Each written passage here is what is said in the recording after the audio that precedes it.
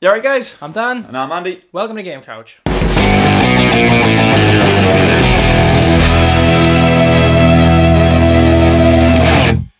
Right, today we're going to be venting off a little bit of steam. Yeah, now it's no secret that some video games companies and developers will churn out shit knowing that it will sell simply because of the title. Nintendo's been doing this with the Mario series and pretty much every other Nintendo title since forever. We touched on this in a previous video talking about bad shooters, that the worst two types of games are the games where you can tell that they've tried hard but made something crap, and the games which have been shit because you can tell they didn't try. There are a few games here and there which break both of these rules, and we'll be looking at one or two of them in a tick. That's right, because today we're going to talk about some games that have been so bad or so bland, they've actually made us angry. Dante's Infernal was a game that was made by Visceral Games that had an absolutely brilliant, poignant source material, which even for a video game was a little bit unusual but still had brilliant potential to make something good. But what we got though, rather than getting a grand adventure from a relatively quiet, poetic character going through this dark, unforgiving wasteland, what we got was a boring, repetitive, blandly designed God of War ripoff. The worst part of this game by far, I mean, I don't know if the developers ran out of time or ran out of money, was the fact that the first several levels looked absolutely incredible. And they'd said in an interview that they wanted to keep it as close to the poem as they could. Now in the poem, Dante is a poet who spends the majority of the time terrified, cowering behind his guide called Virgil. While in the game, he's a Templar knight that kills death, steals his scythe, and gives himself a really botched tattoo. Well, is that when he stitches himself across into his own flesh? Bullshit! Cool. So the opening few levels genuinely look very good, but what we get at the end, at the climax, when we're meant to be in the very, very heart of hell, where it's meant to be the most grim, what we get is a really boring mini-game, which is just repeated in the exact same setting with different enemies that as soon as you've killed them, respawn again, so all in this is padding, and then you get to fight the devil. It's just challenge room after challenge room after challenge room, and it's pathetic. Then when the devil shows up, all you get is a man standing there in front of you with a drain pipe hanging between his legs. Hello, Dante! Is Infernal, in my opinion, and is absolutely unequivocally the worst game that I've ever played, and I'm pleased I didn't spend a penny on it when I borrowed it from a friend. Duke Nukem Forever. I did mention in the Bad Shooters video that I thought Duke Nukem Forever was a piece of shit, and I still stand by that. 14 years of development for what? Bad gameplay, terrible graphics, rubbish, non-existent plot, and just outright plain dullness. Granted, the first 10 minutes of the game are quite amusing, harking back to the good old days of the retro Duke Nukem games, but after that, it literally does just become painful. The game thinks it is better than it actually is, to the point where it starts taking the piss out of better games and better games companies. The one that sticks in my mind is, God, I hate Valve puzzles. Valve is a far superior game company and has produced far superior games to Duke Nukem Forever. You don't make fun of Valve. You don't make fun of Valve, especially when you have the graphics of a really bad PlayStation 2 game. I think that's what really gets me about this game, is the insistent level of blind smugness throughout the game, to the point where it got so irritating I didn't even finish it. It's just terrible. It's an absolute piece of trash, and I hope they never ever make another one. Ever. Ever.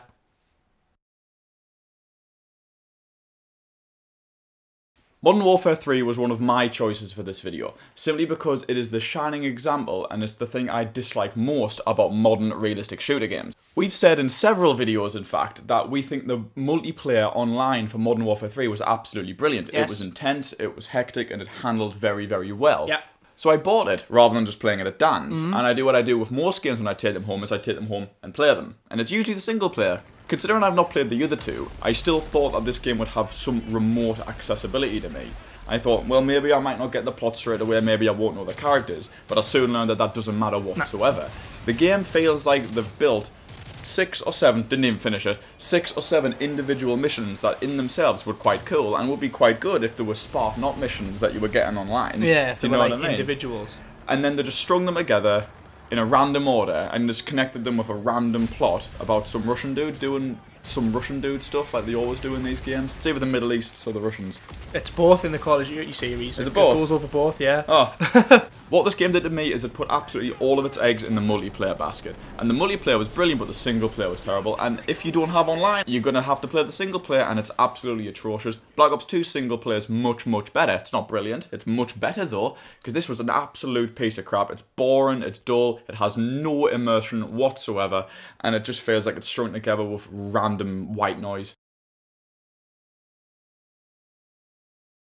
Here's the big one. And so we come to our last game in this video, Metal Gear Solid 4. This is my choice, and I am well aware that there are a lot of fanboys out there who will hate me, and I don't care, and have this to say to you. I'm very interested in this because Metal Gear Solid 1 is outright my favourite game of all time. I loved it. I think it's brilliant. The second one isn't as good because you have to play as Raiden, but it's still good. It felt like a fun game. Yeah. And unfortunately, I haven't played 3 and or 4. Metal Gear Solid 4 is, and probably always will be, my personal most hated video game of all time, without a shadow of a doubt. It's the most infuriating, irritating, boring, pathetic piece of shit I have ever experienced in my life. Reason number 1. Hideo Kojima very obviously wanted to make a movie, but was unable to because he's a video games developer, so what he did was take his movie that should have been about an hour and a half long, stretched out across 5 hours, and plonked some really shit gameplay to split it up. Reason number 2. The recycling of enemies from previous games isn't big, isn't clever, it's annoying and lazy. Just because Psycho Mantis was a fun baddie doesn't mean you have to rebuild him for the 4th one. Reason number 3. Enemies that make cow noises. Now, somebody...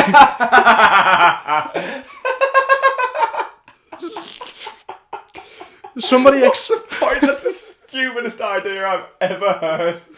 Somebody explained this to me, that in Japan, the sound a cow makes isn't something to be considered soothing and relaxing, okay? So the bad guys, i.e. the miniature Metal Gears, make this noise so that people don't suspect they're going to be attacked. That's right? The worst idea I've ever heard. Number 4. The guy with diarrhea from the previous 2 games turns out to be a super handsome, amazing hero character that marries Meryl at the end of the game. That's the fucking stupidest thing I've ever had to witness in my entire life in a video game. 5th and final. This one's broken up into 2. So 5.1, the loading screen warning messages. Any game that tells me that smoking is bad whilst depicting a character smoking on screen and then tells me to make sure I pop up my fag ends in the bin if I do smoke can go and sod itself. 5.2. This, the thing that I am about to explain to you, made me shout at the telly and I was by myself when this happened. There is a point in the first Metal Gear Solid game where you must stop and change discs. So it breaks the 4th wall and tells you that you need to change discs. Metal Gear Solid 4 does this too, although Otacon politely reminds you that you're playing Blu-ray! That's right, Snake, Blu-ray! And Blu-ray's so much better than DVD!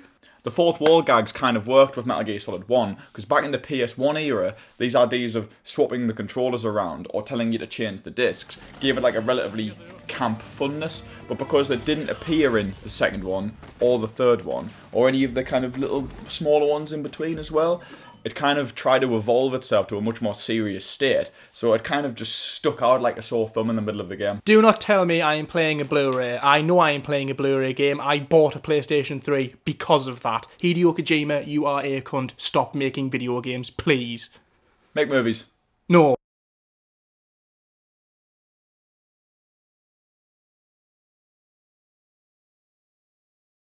Cheers for watching, guys. Those were some games that we hate. If you've got any games that you really hate or any games that you want us to cover in the future, please stick them in the comments below. Check out our old stuff and don't forget to subscribe.